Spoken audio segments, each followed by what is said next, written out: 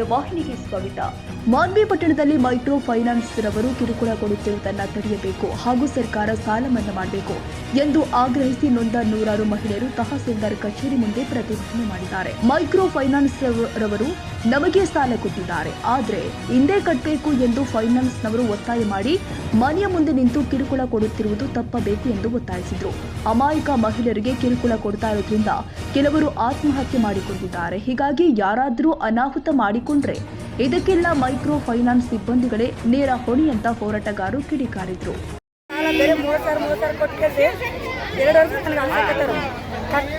Loan ಕೊಡ್ತಂತೇಳಿ ಬೇರೆ ತರ ಸಾಲ ಮಾಡಿ ತಂದು ಕಟ್ಟಿನಿ.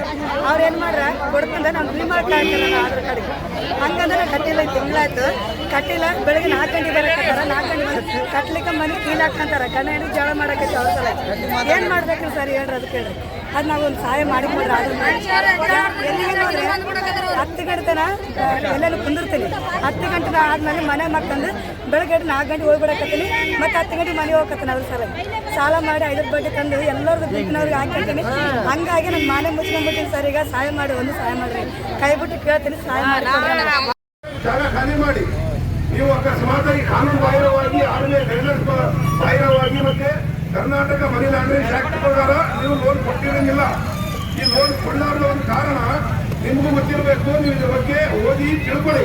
ನೀವು ಏನೇನು ಹೇಳ್ತೀರಿ, ನೀವು ಮ್ಯಾನೇಜರ್ ಹೇಳ್ತಾರೆ ಅಂತ ಹೇಳಿ ಬಂದು ಮನೆ ಮುಂದೆ ಖುದ್ದಾಗಿ ದಾವೇಗಿರಿ ಮಾಡ್ತೀರಂದ್ರೆ ನಿಮಗೆ ಒಂದಿನ ನಿಮಗೆ ಫಜೀತಿ ಆಗುತ್ತೆ.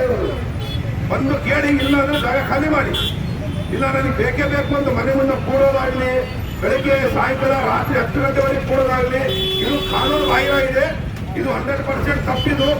ನೆಕ್ಸ್ಟ್ ಟೈಮ್ ಏನಾದ್ರು ನಾನು ಹೆಣ್ಮಕ್ಳಿಗೆ ಹೇಳ್ತೀನಿ, ಆ ಮಕ್ಕಳು रात में जब सामने 5 बजने के बाद सुबह 10 बजे से पहले टाइम को सर बन्नी सर ಕೂಡಿ ಸರ್ ಅನ್ನೋದು ತಪ್ಪಿದು. ಅವ್ರು ಸಾರಿ ನಮ್ಮ ಅಣ್ಣಗೆ 2 ಕಿಡ್ನಿ ಫೇಲ್ ಆಗಿ ನಮ್ಮ ಅಮ್ಮ ಪಾರ್ಶ್ವ ಬಂದು ಇದಾಗಿದ್ರು ಮೈಕ್ರೋ ಫೈನಾನ್ಸ್ ಸರ್ ಬಂದು ಇಲ್ಲ ನೀವು ಅದು ಕಟ್ಟಲೇಬೇಕು, ನೀನು ಇದು ಮಾಡಲೇಬೇಕು, ಇಲ್ಲಾಂದ್ರೆ ಬಿಡಲ್ಲ ಅಂತ ಸರ್. ನಮ್ಮ ಅಣ್ಣ ಸಾಯ್ತಾನ ನೋಡ್ರಿ ಅಂತ ಹೇಳಕತ್ತೀನಿ. ಆದ್ರೆ ಅವ್ರಿಗೆ ಇದಿಲ್ಲ, ನಮ್ಮ ಸತ್ರ ಸಾಲ ನಮ್ಮ ಸಲ ನಮ್ಗೆ ಕೊಡ್ರಿ ಅಂತಾರ. ಇಷ್ಟು ಬಿಗು ಮಾಡ್ತಾರಂತಂದ್ರೆ ಬಡವರು ಇವತ್ತು ಬದುಕಲ್ಲ ಸರ್.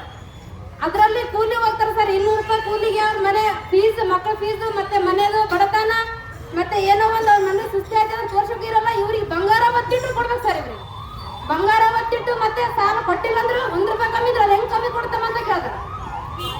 ಎಷ್ಟು ಟಾರ್ಚರ್ ಕೊಡ್ತಾರೆ ಅಂದ್ರೆ ಸರ್, ಇವ್ರು ಸಾಲ ತಗೊಂಡು ಸರ್ ನಾವು ಇಲ್ಲನಲ್ಲ ಕಟ್ತೀವಿ, ನಮ್ಗೆ ಟೈಮ್ ಬೇಕಲ್ಲ, 1 ದಿವಸ ಟೈಮ್ ಕೇಳಿದ್ರು ಕೊಡಂಗಿಲ್ಲ. ನಾವು ಇವತ್ತು ನಮ್ಮ ಅಣ್ಣದು 2 ಕಿಡ್ನಿ ಫೇಲ್ ಆಗಿ ಸರ್ ನಾನು ಬೆಂಗಳೂರಲ್ಲಿ ಹಾಸ್ಪಿಟ್ಲಲ್ಲಿ ಅಡ್ಮಿಟ್ ಆಗಿನಿ. ನಾಳೆ ಬಂದು ಕೊಡ್ತೀನಿ ಅಂತಂದ್ರು ಕೇಳಿಲ್ಲ. ನಮ್ಮಮ್ಮ ಆತ್ಮಹತ್ಯೆಗೆ ರೆಡಿ ಆಗಿದ್ರು ಇವತ್ತು ಫೈನಾನ್ಸಿಂದ. ಇವತ್ತು ನಾನು ಬಂದು ನನ್ನ ಬಂಗಾರ ಒತ್ತಿಟ್ಟು ಮತ್ತೆ ನಾನು ಅವರಿಗೆ ಸರ್ ನಿನ್ ಕಾಲು ಬಿಡ್ತೀನಿ, ಕೈ ಬಿಡ್ತೀನಿ ಅಂದ್ರೂ ಕೇಳಂಗಿಲ್ಲ. ಅವೆಲ್ಲ ಬೇಕಿಲ್ಲಮ್ಮ, ನೀನ್ ಸಾಲ ತಗೊಂಡ್ನ ಕಾಲು ಬಿದ್ದಿದ್ಯಾ, ಕೈ ಬಿದ್ದಿದ್ಯಾ ಅಂತ ಕೇಳ್ತಾರ. ನಮಗೆ ಸಾಲ ಕೊಡ್ಬೇಕಂತಂದ್ರೆ 5 ಜನ ಗ್ರೂಪ್ ಮಾಡ್ತಾರೆ ಸರ್. ಗ್ರೂಪ್ ಮಾಡಿದಷ್ಟು ನಮ್ಮ ಬ್ಯಾಂಕಿಗೆ ಒಂದು 8 ದಿನ ತಿಂಗಳ ತಿರುಗಿಸ್ತಾರೆ ಸರ್. ಅವ್ರಿಗೆ 1 ದಿವಸ ಲೇಟ್ ಆದ್ರೆ 1 ಕ್ಷಣನ ತೊಳ್ಕಂಗಿಲ್ಲ. ಇಷ್ಟು ನಾವು ಇದು ಆಗ್ಬಿಟ್ಟಿವಿ ಸರ್. ಇಷ್ಟೊಂದು ಬಡ್ಡಿ ತಗೊಳಕ್ಕೆ ಪರವಾನಿಗೆ ಕೊಟ್ಟಿದೇನ, ಈ ಬ್ಯಾಂಕು ಅಧಿಕೃತನ ಅಂತೇಳಿ ನಾವ್ ಯಾರು ಆಲೋಚನೆ ಮಾಡಲ್ಲ. ಸಾರ್ ಬಂದ್ರು, ಸಾರ್ ಕೊಟ್ರು, ಕುಂತ್ವಿ 40,000 ರೂಪಾಯಿ ಲೋನ್ ಕೊಟ್ಟಿದ್ರು. ವಾರಕ್ಕೆ ಚೀಟಿ ಕಟ್ಬೇಕಂದ್ರು 5 ಜನ ಗುಂಪದಲ್ಲಿ ಒಬ್ಬರು ಕಟ್ಟಿಲ್ಲ, 4 ಜನ ಸೇರಿ 5 ಜನದ ರೊಕ್ಕ ಕಟ್ಟಲೇಬೇಕು. ಕಟ್ಟಿಲ್ಲ ಅಂತಂದ್ರೆ ನಡೆಯಲ್ಲ. ಇವತ್ತು ಮಾನ್ವಿ ತಾಲೂಕಿನ ಪರಿಸ್ಥಿತಿ 176 ಹಳ್ಳಿ 11 ಹೋಗ್ಬೇಕು.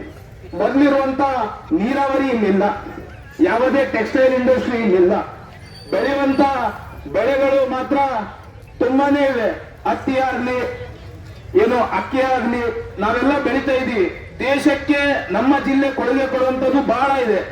ಬಂಗಾರದ ಗಣಿ ಇದೆ, ಹಟ್ಟಿ ಚಿನ್ನದ ಗಣಿ ಅಂತೀವಿ, ದೇಶಕ್ಕೆ ಬಂಗಾರವನ್ನು ಕೊಡ್ತೀವಿ.